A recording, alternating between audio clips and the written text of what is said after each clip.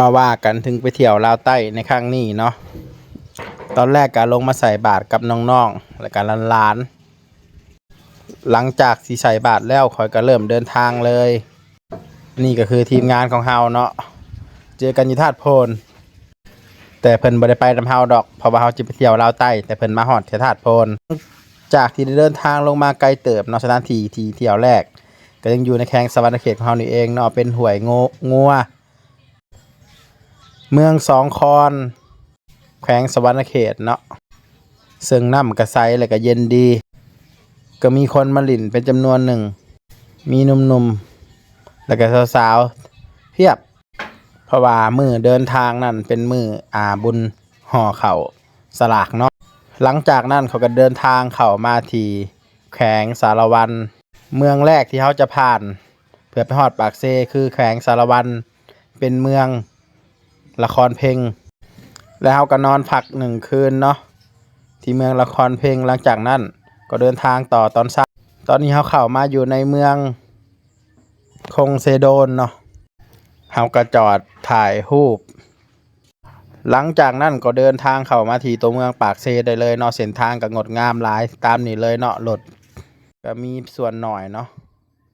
ซึ่งการเดินทางของเราในครั้งนี้ก็มากันอยู่ที่6 คนยิง4ชาย2หลังจากที่เข้ามาถึงตัวเมืองปากเซแขวงจำปาสักไปที่เรียบร้อยสถานที่แรกที่เขาจะไปเที่ยวก็คือวัดภูจำปาสักและนี่คือบรรยากาศระหว่างทางที่เขาไปเที่ยวนี่คือ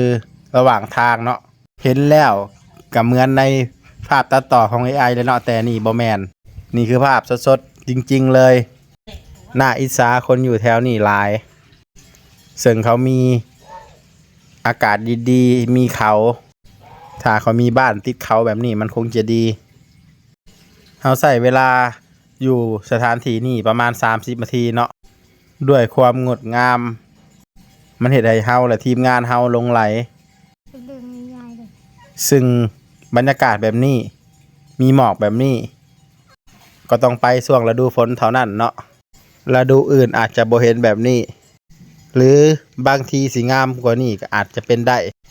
ตอนนี้ข่อยได้เดินทางมาฮอดวัดภูจำปาสักเป็นที่เรียบร้อยครับไปเที่ยวลาวใต้แล้วในหัวของข่อยก็จะเป็นวัดภูจำปาสักเป็นที่แรกเลยมันเป็นความใฝ่ฝันตั้งแต่น้อยจนใหญ่เนาะจะเว้าได้ว่ามันอยู่ในตำราบทเรียนและมันเฮ็ดให้เฮาอยากมาซึ่งในตัวเมืองแขวงจำปาสักนี่มันก็มีความเจริญหลายนี่คือประตูของวัดภูจำปาสักนี่ขนาดใหญ่จากการสังเกตของข่อยได้สังเกตว่าเพิ่นจะใส่หินเป็นก้อนๆมาตั้งเรียงกันขึ้นก่อกันขึ้นซึ่งหินบางก้อนมีน้ำหนักเป็นตันหรือหลายตันต้องชมเชยคนสมัยก่อนเพิ่นสามารถมีความคิดประดิษฐ์สร้างได้ถึงขนาดนี้บ่แปลกเลยเนาะที่มนุษย์ปัจจุบันจะสร้างหยังต่อหยังหลายๆอย่างที่เฮาเองก็บ่คิดว่ามันจะเป็นไปได้ตอนนี้ข่อยเองก็ได้ขึ้นมาถึงจอมภูเป็นที่เรียบร้อยซึ่งสถานที่นี้เป็นสถานที่ตั้งองค์พระประธานของวัดภูจำปาสักยับลงมาก็จะเป็นพระอีก3 องค์ซึ่งเป็นปางต่างๆให้เฮาเห็นได้ถึงความเก่าแก่ของศิลปะคนสมัยก่อนความสวยสดงดงามนี้อยากให้ทุกคนได้มาสัมผัสโดยตัวเองถ้ามีโอกาสนี่ก็คืออีก1 วิว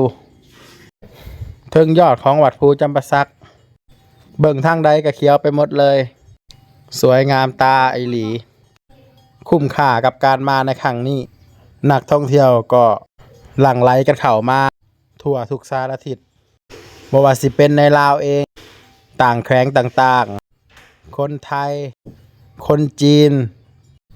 หรือคนฝรั่งยุโรปต่างๆก็มาท่องเที่ยวบ้านเฮาค่าเข้าชมสถานที่คนละ20,000 กีบนี่เป็นการกระตุ้นเศรษฐกิจของบ้านเฮาการเดินทางของข่อยในครั้งนี้รู้สึกว่าคุ้มค่าแน่นอนการเดินทางของเฮาในครั้งนี้ ก็มีเพื่อนคู่ใจอีกเช่นเคยก็คือสร้างตุ่นเพื่อนเก่าคนเดิมซึ่งข่อยกับสร้างตุ่นกะได้เดินทางขึ้นเหนือเป็นที่เรียบร้อยและการลงใต้ในครั้งนี้รู้สึกว่าสบายแต่เมื่อมาเจอบันไดของวัดภูแล้วความที่คิดว่าสบายนั่นก็หายไปเพราะว่ามันสูงชันเหลือเกินข่อยคิดได้เลยตอนนั้นว่าถ้าเกิดตกลงไปตุยแน่นอนคนมากับมาคนเมือกับเมือคลิปนี้ก็อาจจะยาวแหน่เพราะมันเป็นการสรุปคลิปลงมาอีกข่อยก็ได้เจอน้องแบ่ตัวนี้ก็มักขี่เล่นซึ่งตัวข่อยก็มักเล่นคือกันต่างฝ่ายต่างได้มาเจอกันแล้วก็ปะทะกันเป็นทีเรียบร้อยตอนนี้เขาก็ลงมาสั้นล่างแล้วกำลังเดินทางจะกลับหลังจากนั้นเขาก็ออกจากวัดภูเพื่อไปเที่ยวเมืองปากซองแดนหนาวต่อไปซึ่งน้องๆที่เดินทางมากับเฮาเริ่มหิวข้าวแล้วก็แวะจัดหลังจากที่กินข้าวแล้วเฮาก็มาแวะผักเฮือนผักเป็นเฮือนผักหลังปั๊มน้ำมันเนาะเจ้าของบ้านผักใจดีในบ้านผักมีต้นอะโวคาโดซึ่งเจ้าของเฮือนผักเพิ่นบอกสามารถเก็บกินได้เลยหลังจากที่ตื่นมาตอนเช้าทีมงานของเฮาก็เดินทางออกจากเฮือนผักแล้วก็ไปจ่ายค่าห้องพักในมื้อที่2ของการเดินทางนี่ความลำบากก็มาถึงอย่างที่ทุกคนเห็นในภาพเลยมื้อที่2นี่มีแต่หมอกซึ่งบ่สามารถมองเห็นหยังได้เลยนี่คืออุปสรรคอันยิ่งใหญ่สำหรับเฮาเพราะการที่จะได้ชมวิวเห็นน้ำตกมันต้องบ่มีหมอกซึ่งหมอกในมื้อนี้หนาหลายถ้าอยู่ไกลกันหน่อยหนึ่งจะมองกันบ่เห็นขอโทษในการใส่คำศัพท์เนาะมันจะมีคำลาวๆปนไทยแหน่เพราะว่าข่อยใช้ชีวิตอยู่ไทย 6-7 ปีไปทำงานมันก็อาจจะมีติดปากมาแหน่เนาะทุกคนเนาะเบิ่งกันตามนี่เลยแทบจะบ่เห็นถนนหนทางถ้าเกิดว่ารถคันข้างหน้าบ่เปิดไฟมาสามารถเกิดอุบัติเหตุได้เลยทีมงานของเฮาก็หิวข้าวอีกแล้วมาจัดผัดกะเพราหมูกรอบไปก่อนซึ่งสร้างตุนคนนี้เพิ่นหิวแฮงก็เลยมาขอของเหลือเขากินก่อนเพื่อดับกระหายความหิวน้องเด็กเสิร์ฟก็ทำหน้าของงงหลังจากนั้นสถานที่ท่องเที่ยวแห่งแรกที่เฮามาก็คือถ้ำจำปีหรือว่าน้ำตกจำปีเนาะแต่เฮาก็บ่ฮู้คือกันว่าชื่อว่าถ้ำจำปีได้แนวใดเพราะว่าข่อยลงมาเองก็บ่เห็นถ้ำเลยเห็นแต่น้ำตกที่สวยงามมีทั้งหมอกมีทั้งฝนข้างหลังของข่อยนี่คือน้ำตกแต่เฮาบ่สามารถมองเห็นทิวทัศน์ทั้งหมดได้เนื่องจากในมื้อนี้มีหมอกหลายการได้ท่องเที่ยวเฮ็ดให้เฮามีความสุขหลายหลังจากที่ขึ้นจากตาดเฮาก็เดินทางกันต่อกับบักแดงหลอนแห่งที่เฮามาก็คือตาดฟานหรือเรียกให้เต็มชื่อก็คือรีสอร์ทตาดฟานให้ทุกคนเบิ่งเอาเลยหมอกก็ยังบ่หยุดคือเก่าหาน้ำตกบ่เห็นแต่ป้ายเฮามามื้อนี้เบิ่งป้ายไปก่อนคนภาคก็เริ่มเมื่อยซึ่งคลิปนี้หลายๆคนก็ถามมาเนาะว่าบ่าวซีซุกนี่ไปแท้บ่บ่าวซีซุกก็เลยตอบเพิ่นในคลิปเลยว่าเจ้าสิให้ข่อยกินป้ายพุ่นซันบ่ทางเข้าปากทางของน้ำตกตาดฟานเฮามาสังเกตเห็นลูกกลมๆนี่ซึ่งมันเอิ้นชื่อว่าแมคคาลาเมียคล้ายๆเดียวกับตระกูลเกาลัดได้มาปากซองแดนหนาวแล้วก็จะบ่พลาดนี่คือเป็นสวนออร์แกนิกเนาะซึ่งสถานที่แห่งนี้หลายๆคนก็มาเช็คอินถ้าใครมาปากซองแดนหนาวจะบ่พลาดสถานที่นี่เลย